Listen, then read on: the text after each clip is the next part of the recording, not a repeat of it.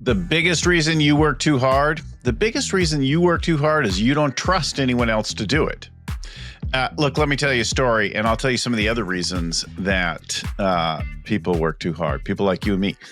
So I was coaching a new CEO of a healthcare business, and who was all up in everybody's business. The company was in the middle of a sale. The founding CEO was exiting.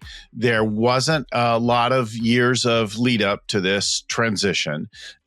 We hadn't developed a whole succession plan, and now I needed to help coach the company through the transition and deal with all that. But the new CEO was so worried about the old and the new team and everyone getting together well and their role as the new CEO that they were micromanaging everyone in process, including me as the coach, telling me how to do my job. I saw them getting in everyone's business all over the place. And behind the scenes, people were complaining to me. And the CEO acknowledged to me, yeah, I'm kind of micromanaging. I've got to make sure this thing goes right. They acknowledged to me that they were doing it. They didn't really acknowledge the cost. I think they were clueless about the cost. But they said, I'm doing this because, and then they had a reason, right? Because it's got to go right, because I have to make sure, because my butt's on the line, because it's got to go, because it matters, right? There's a lot of money, there's my career, everything else. And then they went ahead and did it anyway. Knowing that it wasn't the best idea, but being willing to trade off that whole thing. Well, look, what happened is that the whole transition took a lot longer. There was a significant impact on the churn of the leadership and people in the team.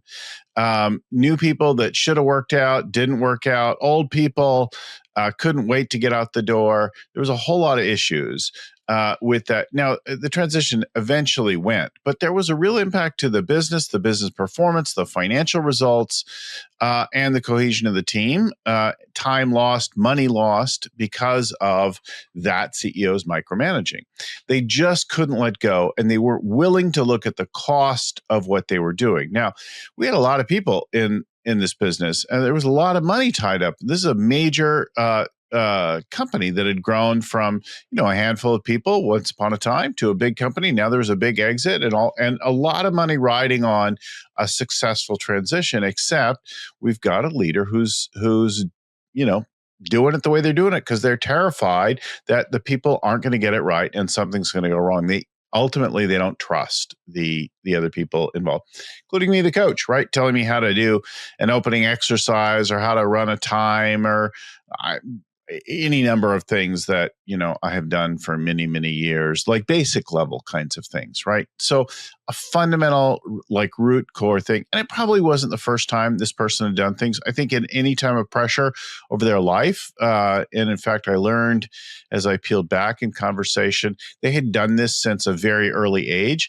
When they got on a project with fellow students at a young age in class and the others weren't picking up the thing, they just did everybody's job for everyone else. And they did very well in school and in their career with that, except there's a cost, right? We'll get to that as well in a future episode, but let's talk about the reasons first.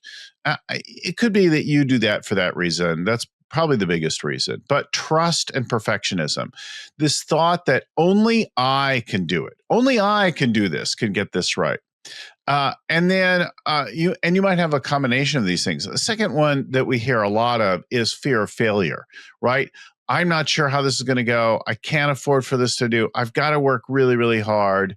And I'm just afraid something's going wrong. And it could be there are real consequences, like there's a lot of money on the line. There's your career. It could be, depending on how it is, your house, your family, your relationship. Like there's things hanging on your success, or so you think, in the business. And you're just not at all confident of the whole thing. Another one could be your ego. So this is the hero syndrome, right? So the third big reason is you just are a big old ego that's unchecked and lacking a lot of self-awareness, and you're going to save the day. And look, it's intoxicating to be the hero. And there are many times when those of us who started companies love that. I love to be the hero. I love to do, but a hero requires a victim. A hero requires a crisis, right? For a hero to thrive and to show up and to be a hero, they need problems to go deal with. Our ego's deeply invested in that. And so that could be a play. Another one is kind of habit, like it's a founder syndrome. And it wasn't the case of the CEO that I was talking about in the story, but it could be that you started the company this way. I have another company that I'm coaching actually right now. Founders started working in a particular way. Now the company's growing and going through rounds of funding, and it's time to change their leadership and approach. It's time for them to bring more like direction and mentorship and coaching to the team, and less doing and less involvement in every little thing. But they have a habit. This is the founder syndrome, right? A lot of past-based behaviors that they haven't snapped out of yet. Maybe they've never done it. Maybe they've never had to work a large distributed team where they didn't have direct control in things. And that's all they know to do. They haven't developed that muscle yet. And then the last one, at least our top 5, is they're just too busy to delegate, right? So I'm really busy right now. I'll work on delegating later, after this crisis, after this project, after the thing. And pretty much like after this week, things are going to get easier, is a kind of thing we tell ourselves from now until we die or retire.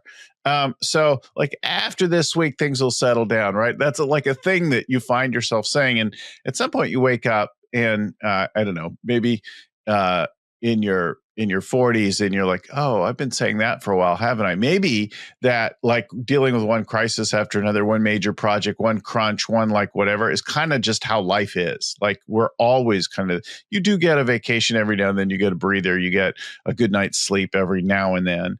But a lot of times, a lot of what we got is kind of that, right? So let's think about the reasons that you and I do it. I can say that at one point or another, I've done all 5 of these. So I don't think that like doing them, now you might have one more than another that you will do. Definitely the ego, hero syndrome is a kind of thing that I've done plenty of times. I've had fear of failure more than once. I've been in a habit, like being a founder, just having my hands all up in the business, and I'm just used to it. And so I just jump in without even thinking. I've been so busy sometimes that I haven't handed off. That one I do a little bit less. The trust and perfectionism, a little bit less for me. So what is it for you? What do you think it is? Like, I can think of different CEOs that have this playing, and then not just CEOs, but other leaders in the companies, whether they be a small entrepreneurial company or a fairly large mid-stage company. I can see these going on all the time with the different leaders that I've worked with. Now, here's the deal. Overworking, working too hard, it isn't a badge of honor. It's a sign that you haven't really built and empowered your team. So this is a useful thing to remember here. Your overwork, your micromanaging isn't a badge of honor. It's a sign you haven't built a real team. So think about why you do what you do. And that is maybe the opening to begin to shifting it, to getting out of this mode, to moving beyond to something else. The first, let's look at why you do what you do. And then maybe you could invent a new why. You could make up a why that empowers you in some way to shift your behavior. Look, I'm not micromanaging. I'm not overworking today. I'm going home early. I'm working on my tennis game. I'm going sailing. I'm going surfing. I'm going to take a run. I'm going to play with my kids because I'm building a great team, because I'm building a company that lasts, because, right? So what is the why that you would invent that would shift it? Your work, your product, your service, your marketplace, the problem you solve in the world is so important that you've got to retrain yourself from this habitual way of dealing with crises and problems and challenges.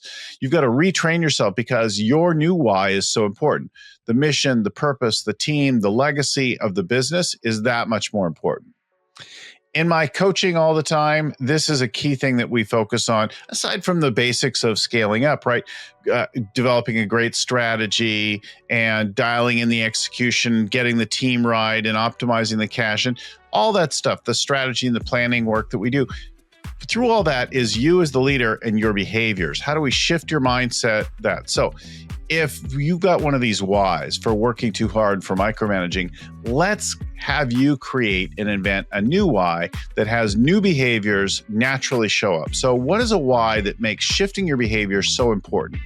the mission, the purpose, the company, the reason for the company's being, that's the kind of thing. So we want to help you build a stronger team so that you scale with ease, so you can grow your business without sacrificing your life. That's the kind of thing we really care about here. I hope this has been helpful. I hope it gives you something to think about. I'll be back. I'll talk to you more about some of the ways that we do it, how we shift this more. But let's start with the why, and let's come up with a new why to create a new set of behaviors. We'll talk to you again soon. Keep scaling.